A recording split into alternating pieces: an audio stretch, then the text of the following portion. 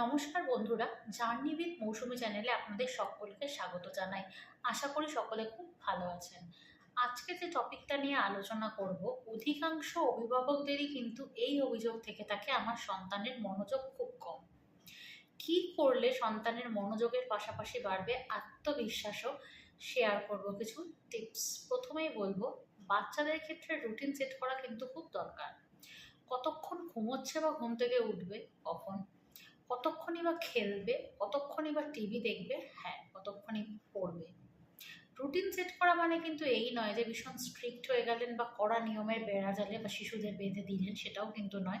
শিশুদের খানিকটা সময় নিজেদের মতো বেড়ে উঠতে দিন, তাতেও কিন্তু বাড়বে মনোযোগ।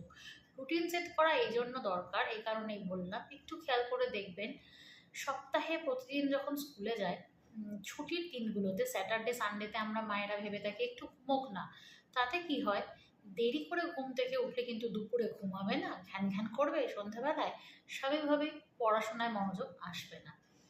দ্বিতীয়ত এটা যে পড়াশোনার জন্য কিন্তু নির্দিষ্ট ঘর থাকা খুব জরুরি। শিশু যখন পড়বে, মায়েদেরকেও বলছি, বা মায়েরা পড়ান বা টিচার যারাই পড়িয়ে থাকুন না কেন, মোবাইল বা ট্যাব কিন্তু ব্যবহার করবেন না। এতে কিন্তু শিশুদের কনসেন্ট্রেশন ব্রেক করবে। সেক্ষেত্রে আপনারা শিশুদেরকে পড়া দিয়ে গল্পের বই পড়তে পারেন, ঠিক আছে। তৃতীয়ত যেটা বলবো, শিশুদেরকে যখন কোনো কাজ দিচ্ছেন, সেটা পড়া হোক বা আঁকা, পুরোটা শেষ করে তারপরেই উঠতে বলবেন। তাতে কিন্তু শিশু সময়ের গুরুত্ব বুঝবে, আগামী দিনেই ওদের পথ মসৃণ হবে, চলার পথ।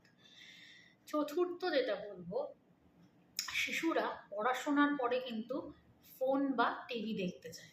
সেক্ষেত্রে কি করা যেতে পারে, বিভিন্ন ধরনের ব্রেইন গেম আছে, যেমন বিল্ডিং ব্লকস, পাজেলস, এগুলো দিয়ে কিন্তু শিশুদেরকে খেলতে দিতে পারেন। যদি শিশু একা না খেলতে চায়, সেক্ষেত্রে আপনি সহযোগিতা করতে পারেন। দেখবেন শিশুদের একঘেয়েমিও কাটবে, বাড়বে মনোযোগও।